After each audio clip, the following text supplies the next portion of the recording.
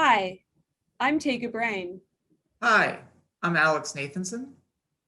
Hi, I'm Benedetta Piantella. And we are Solar Protocol. This is a project we've been working on for roughly the past year, and we're going to do a walkthrough of the different aspects of it for you now.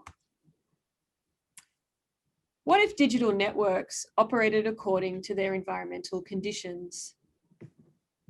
How would our relationship to the internet change if it were dependent on the sun? How do energy systems shape our culture? Earthly dynamics like day length, season, weather, and even the fluxes created by the activities and cultures of other life forms, these are all things that profoundly shape our lives. These shifting environmental conditions and influences could be understood as a kind of logic, or even a kind of natural intelligence. One definition of intelligence is the capacity to synthesize knowledge as logic and apply that logic to make decisions. At a time when we are outsourcing decision-making to our technological systems, a key question then becomes, what logics are we choosing to automate? And what are the underlying values that they enact? The use of data-driven methods such as artificial intelligence for automation has become widespread. But what would technologies based on a kind of natural or environmental intelligence look like? How might we learn to design with natural intelligence? Solar Protocol is a project that attempts just this. It is a web platform hosted across a network of solar-powered servers located around the world. Each server, a server being a small solar-powered computer, becomes active or inactive as the sun rises and sets in its location. Internet traffic to our web platform is then directed to whichever server has the most sunshine at the time. So we're using the intermittency and cyclical nature of solar energy distributions across the planet as a form of natural logic. And we use this logic to program how this network operates, as well as what visitors to our site might see at different times of day or at different times of the year. So we're exploring how the qualities of solar energy provide an opportunity to change our relationship to the technologies they power. Each node of our system is comprised of two main elements, a 50-watt photovoltaic panel and a rugged solar server box, which contains all the server hardware needed to communicate to our network. And this is just, one example of a possible installation. Depending on the site, there's multiple ways that the system can be installed, and all of the documentation for all the hardware as well as the software details to replicate one of the systems is available on our website and on GitHub. Each node in the network checks in with the other servers, and if it determines that it is the active point of entry into the into the network, it redirects the all incoming traffic to that particular location. This visualization shows the past 72 hours of network activity. The yellow represents the volume of sun at a particular server. The colored bars represent moments when that server was the point of entry into the network. The content on the website has varying levels of resolution that change with the amount of stored energy in the battery. So when a particular server has higher energy reserves, it generates higher resolution pages that allow it to conserve energy locally.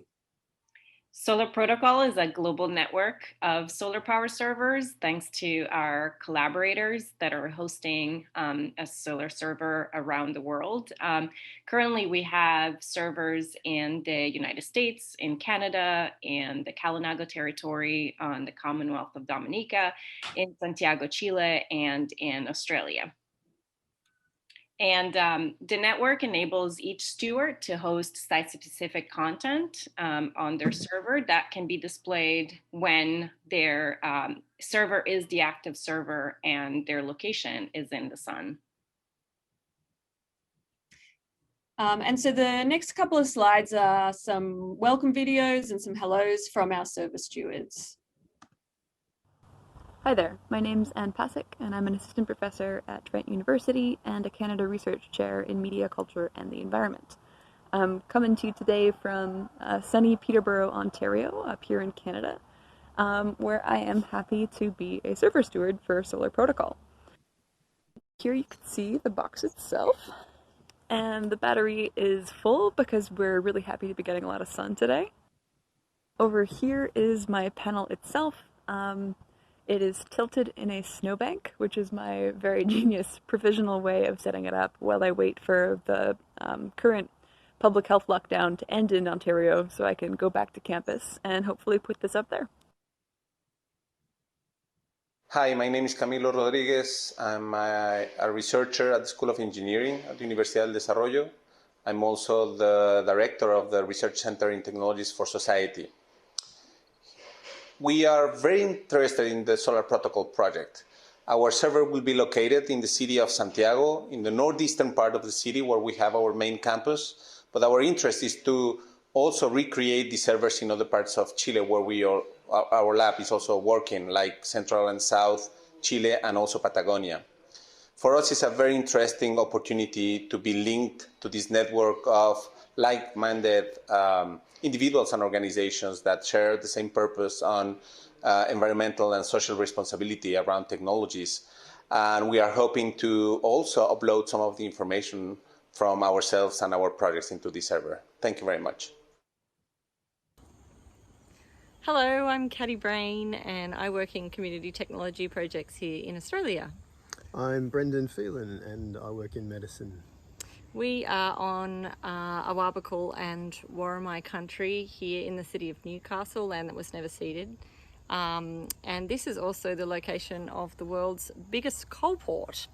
So we're pretty delighted to be hosting a solar server here, which you can see on the roof behind us. We get a lot of sunlight here during the day. That's just the panel. The server's under the house. And we're really looking forward and really excited to be part of this project and hope this place will deliver lots of beautiful sunlight for the servers around the world. And so, I mean, this project is very much at the beginning stages, and there's lots of different ways that you might consider getting involved. We have our website at solarprotocol.net that has a lot of information about our call for server stewards and our system. We are looking for partners around the world. We hope to have a solar server in every continent on the planet, and we are currently planning the next steps and a all-hands participatory design event with all of our stewards and anybody interested in hosting a solar server to continue the co-design process of this network. There are a lot of potential ways to get involved, from hosting servers to participating in workshops. We also have an API where a lot of the data from our servers is available and publicly accessible. And yeah, we just really want to thank Eyebeam for the support for this project and for helping us get to this stage and get it off the ground. We really, really appreciate it. And thank you so much to all of our stewards and hosts around the world for participating in this project. And thanks to the other Eyebeam fellows. It's been really wonderful to work with everyone over the last few months.